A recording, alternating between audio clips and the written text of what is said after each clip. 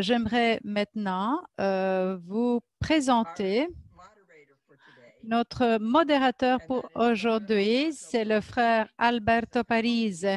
Il est un missionnaire cambodgien et il travaille beaucoup dans le domaine de la justice, de la paix, de l'intégrité, de la création avec la méthodologie voir, regarder et agir. Il collabore beaucoup avec les responsables et il va en fait nous présenter des initiatives créatives dans le monde, aussi dans la session d'initiatives créatives et de rencontres et de dialogues. Voilà, nous sommes très, très heureux de pouvoir vous écouter.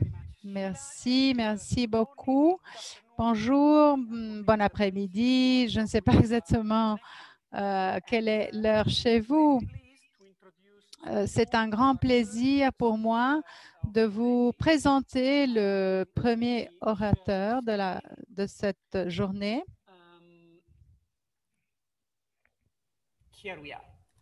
So, our first speaker is Le tout Bruno. premier, c'est en fait Bruno Segnondo, qui est un prêtre catholique et membre de la Société des missionnaires d'Afrique. Il est né en Ouganda, dans une famille en 1975, dans une famille chrétienne. Il a rejoint les missionnaires d'Afrique en 1996 et a fait ses études de théologie et philosophie en Ouganda. Il est entré en contact avec les peuples Sénoufo pour la première fois en l'an 2000 au cours de ces 2 années d'expérience pastorale qui font partie du programme de formation. Et aujourd'hui, il va partager avec nous le travail qu'il a fait avec le peuple Sénoufo. Il a ensuite étudié la théologie à Toulouse, dans le sud de la France, et en 2006, il a été ordonné prêtre dans son pays natal. Sa première nomination en tant que prêtre ordonné a eu lieu à la paroisse de Diou-Kadialo, diocèse de Sikasso, au Mali. Il y est resté jusqu'en 2014, date à laquelle il a de nouveau été envoyé pour étudier, mais à l'université à Londres, l'école d'études des études africains et orientaux. Eh bien, à la fin de sa maîtrise en anthropologie, Bruno est retourné au Mali où il est actuellement directeur du Centre de recherche pour la protection et la promotion de la culture Sénoufo à Sikasso. Voilà, Père Bruno, vous êtes le bienvenu. Vous pouvez partager votre écran et donc commencer avec votre présentation. Bonjour à tous.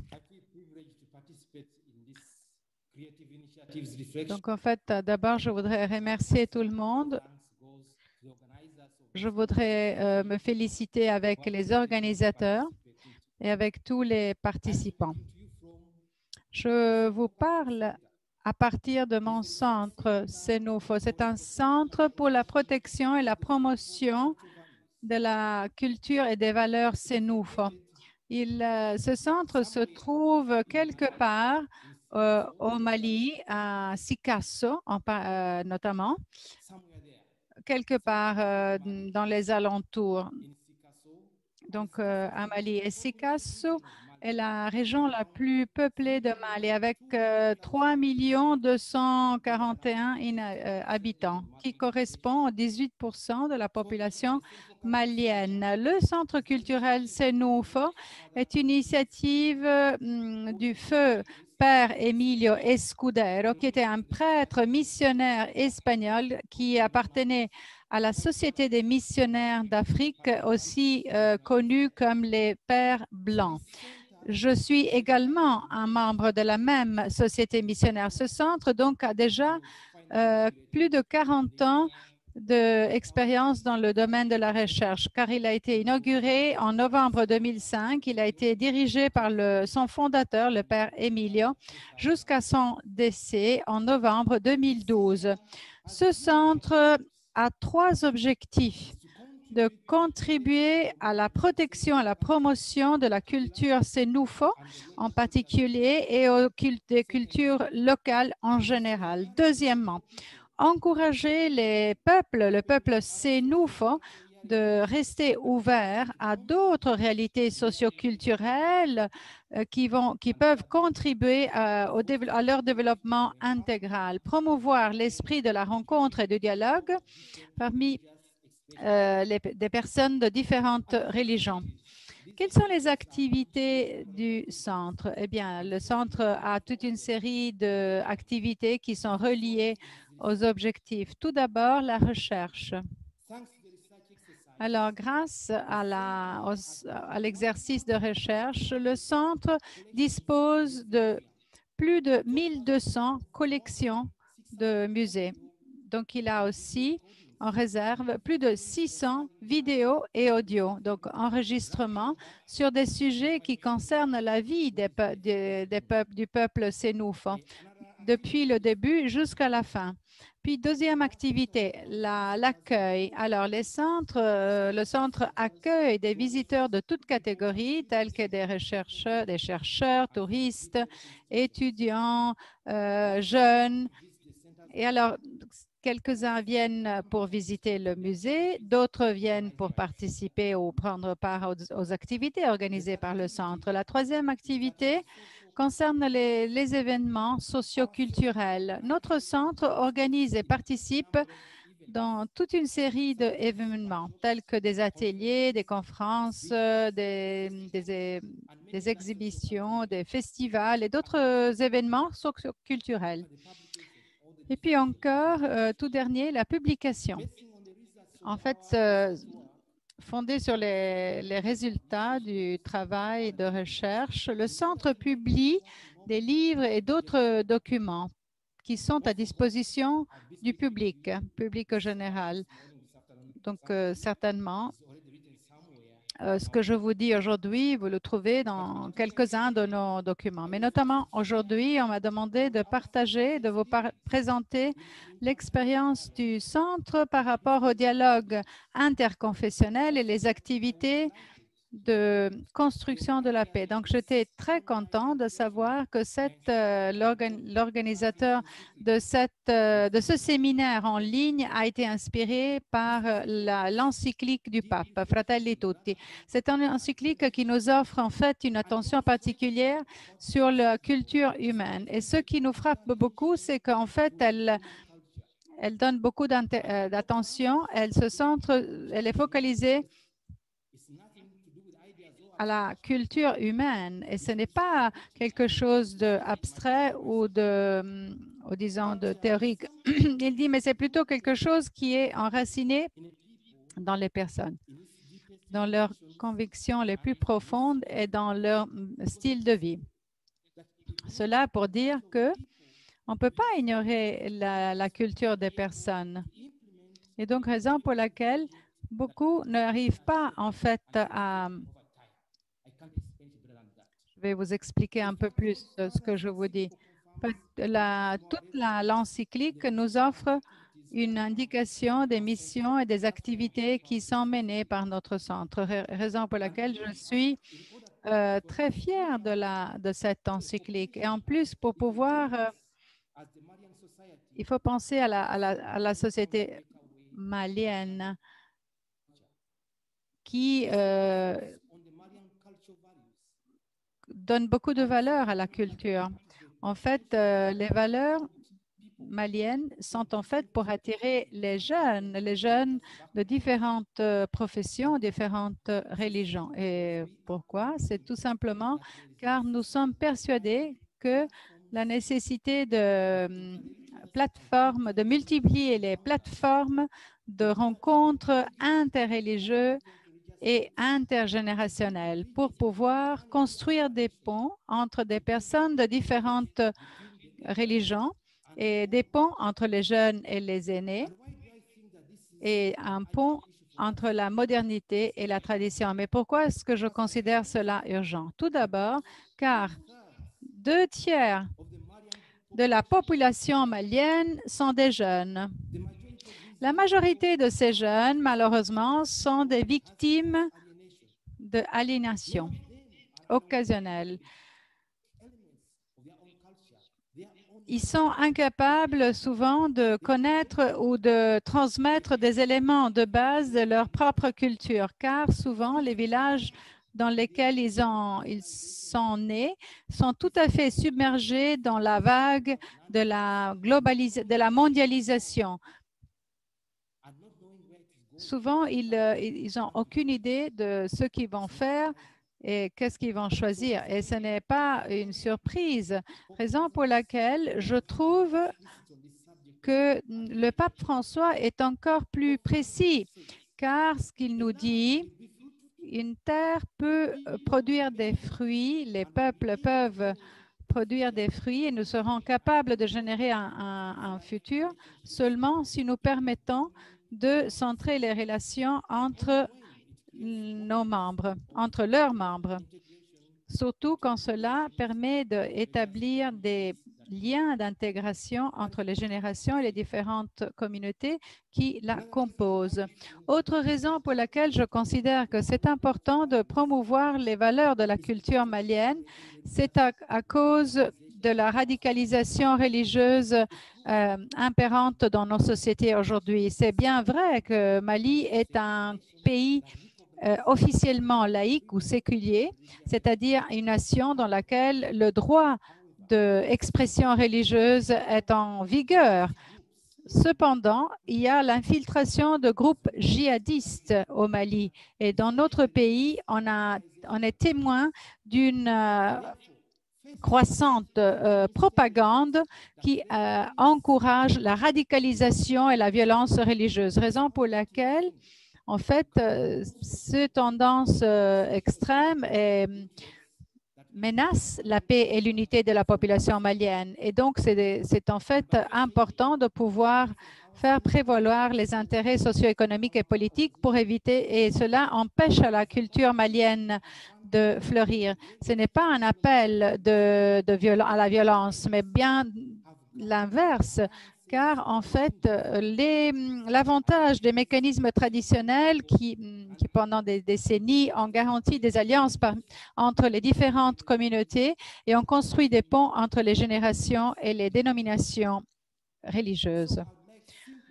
Je voudrais vous parler de 3 exemples que je voudrais partager avec vous, qui vont nous montrer comment les sociétés ont utilisé pour se réconcilier, pour défier leurs personnes, pour préserver la paix et l'unité. Je voudrais faire cela avec 3 exemples. Le premier, c'est ce qu'on appelle sinakounia. Donc, c'est une relation jeu.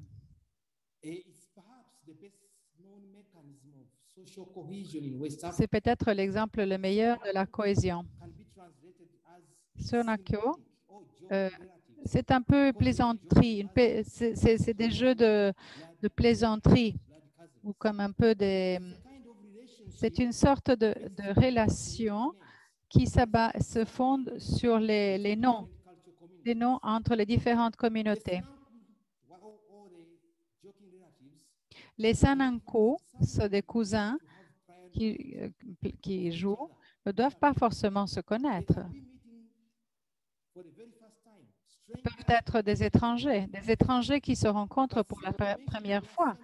Mais en fait, quand on les appelle, donc déjà l'indication de leur nom est suffisante pour établir une relation qui leur attribue des droits et des devoirs capables de construire la paix, même dans les situations les plus délicates de conflit. Par exemple, en cas d'un conflit entre 2 peuples dans nos communautés, c'est suffisant d'appeler et de demander l'intervention de Sinankun pour les parties conflictuelles.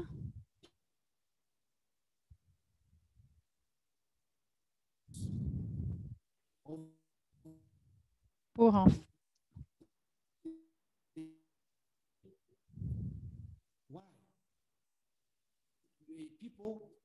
en fait essayer de produire, donc de produire une situation de paix. Et en fait, ils choisissent cela. Kurukangfuga. Kurukangfuga, la charte, donc le statut, c'est un statut qui a été défini en 1236, qui a été proclamé à Kurukangfuga au Mali. C'est une des plus anciennes institutions sociales du monde et c'est en fait le tout premier statut ou le tout premier code des droits de l'homme qui existe. La raison pour laquelle ce document est très important pour que les grandes institutions qui nous gouvernent aujourd'hui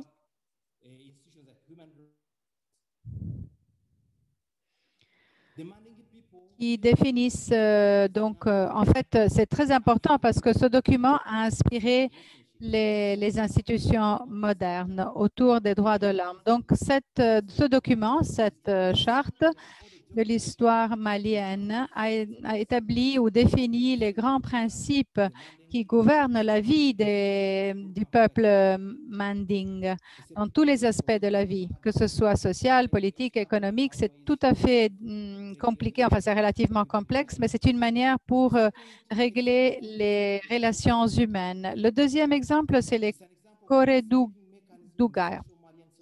En fait, c'est un groupe culturel d'initiation. Et c'est en fait un groupe culturel qui est présent dans différentes communautés. La communauté Bambara, Malinké, Minyanka, Samogo et Senufo. Toutes ces sociétés reconnaissent à l'unanimité que Koredouga représente, plutôt remplit un rôle primordial pour régler et gérer la société. À première vue, le Koredouga est un homme comme un comédien. Il s'habille comme un peu un fou. Il utilise un langage excessif et un peu abstrait. Il mange presque tout et partout. Et c'est la raison pour laquelle Koredouga, par erreur, est souvent considéré un clown. Parfois, il a été comparé au troubadour de l'histoire européenne. Mais derrière cette apparence un peu ridicule, il a par contre une sagesse unique, sans prix. Et en fait, c'est une sagesse qui impose de la modération, de la non-violence et de la tolérance. Et le comportement Koredouga a comme but celui de réfléchir à fond sur ce qui est bien, ce qui est bon et ce qui est mauvais, sur ce qui est raisonnable et ce qui est pas raisonnable. Et pour cela, quand il y a un conflit entre des communautés traditionnelles, la dernière solution, c'est en fait d'appeler l'aide d'un Koredouga. Il a un pouvoir fascinant, il a un certain charisme et il arrive en fait à distraire et à aider. Il a comme une capacité thérapeutique.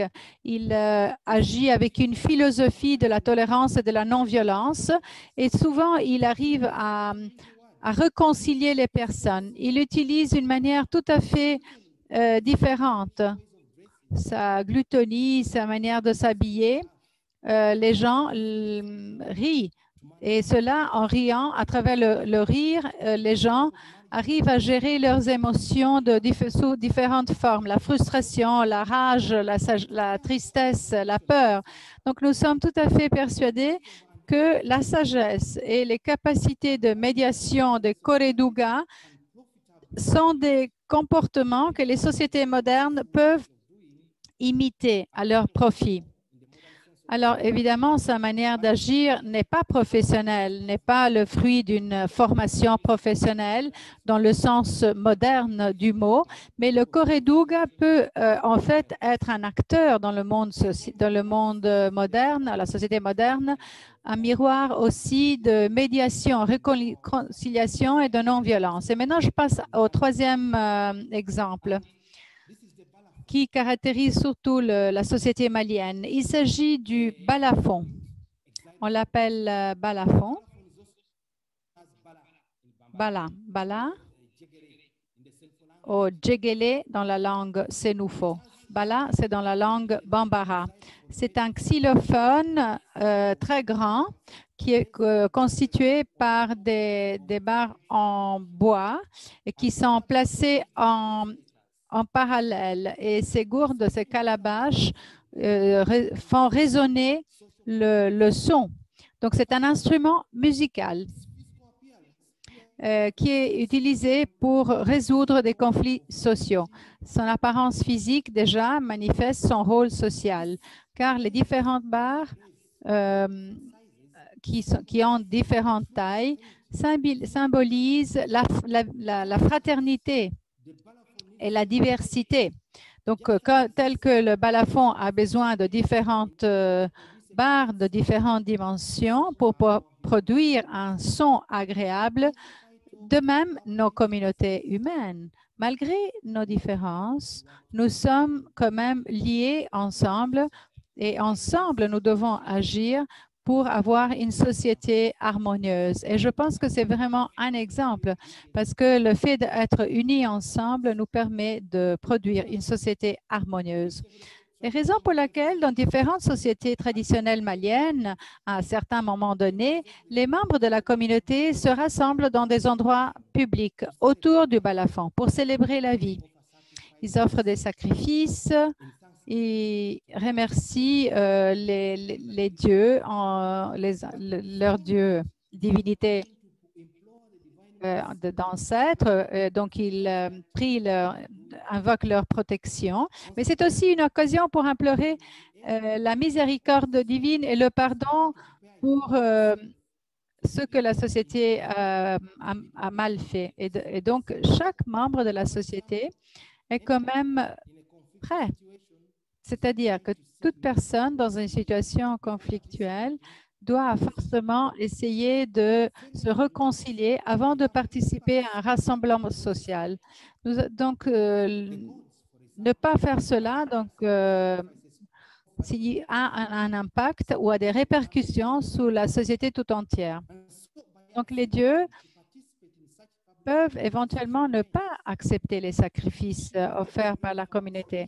Et donc, en participant à ces événements sociaux et publics, chaque individu réaffirme son attachement et son engagement à la société. Refuser de participer à ces rassemblements sociaux correspond à un isolement et une séparation et une distance de la société. Raison pour laquelle notre centre a choisi de promouvoir l'art et les valeurs de cet instrument musical emblématique. Notre centre a souvent participé à un festival international qui est connu comme le Triangle du Balafon. Il s'agit d'un événement social qui rassemble les trois pays, c'est-à-dire Mali, notamment Mali, Burkina Faso et la Côte d'Ivoire. Ces trois nations partagent une frontière, mais également des pratiques culturelles en commun. Pour cette raison, tous les 2 ans, les pays se rassemblent autour du balafon pour promouvoir leur fraternité. Pour promouvoir leur fraternité et leur unité. Et donc, à partir de ces 3 exemples que j'ai tirés de l'héritage culturel malien, nous pouvons conclure que la force de nos sociétés humaines vient de la complémentarité. Cela signifie que la force et le pouvoir vient de la manière de donner valeur, protéger et promouvoir tout ce que nous avons en commun.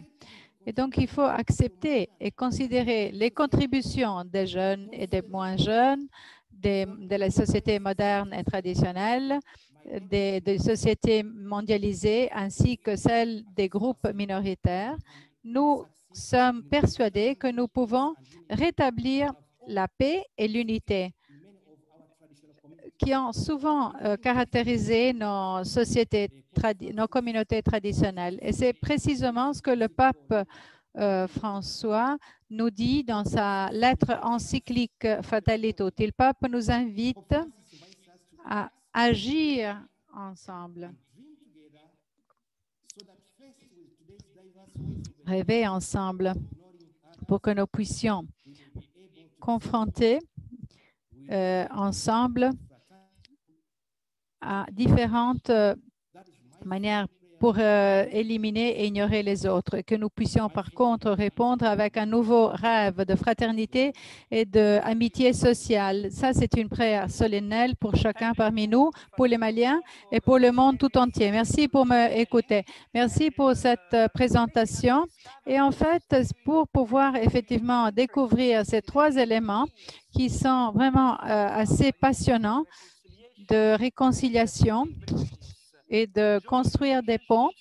Donc, les différentes, le Karedouga et le balafon et aussi les plaisanteries, l'art, la créativité du peuple qui peut engendrer la vie dans la communauté. Nous aimerions maintenant offrir la possibilité aux participants de poser leurs questions à Père Bruno dans la chat. Nous aimerions vous demander si vous écrivez les questions, il faut les écrire dans la chat à EN. Et si c'est en français, chat FR. Et si vous les écrivez en espagnol, chat ES.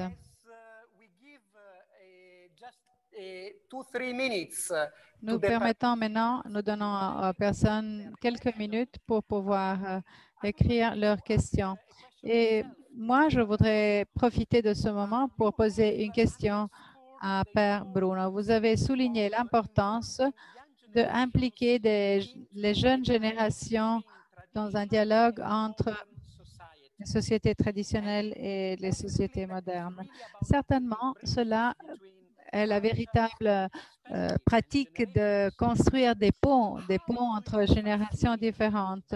Comment pouvez-vous encourager cette forme de dialogue? Quelle est la méthodologie que vous utilisez? Merci. En fait, ce que nous utilisons effectivement les trois éléments: voir, juger, agir. Donc, voir, c'est la recherche. La recherche, nous avons un musée avec des différents objets, mais notre culture est une culture dynamique. Ce n'est pas quelque chose de statique. Donc, ce que nous avons aujourd'hui, peut-être n'est pas vrai demain. Donc, raison pour laquelle nous analysons à travers la recherche. Et la recherche nous permet également de nous engager avec différentes personnes, avec les personnes plus âgées dans nos sociétés. En fait, ils peuvent nous montrer beaucoup d'informations qui sont utiles pour les jeunes, mais en même temps, nous pouvons voir quelles sont les aspirations des jeunes pour que les jeunes puissent être conscients de ce qui les intéresse et juger avec une équipe de différents endroits, publics et privés. On partage l'expérience avec eux et en fait, que pouvons-nous faire? Que pouvons-nous faire? Et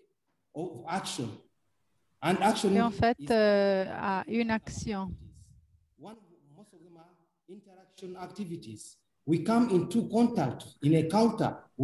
fait, il y en a qui viennent chez nous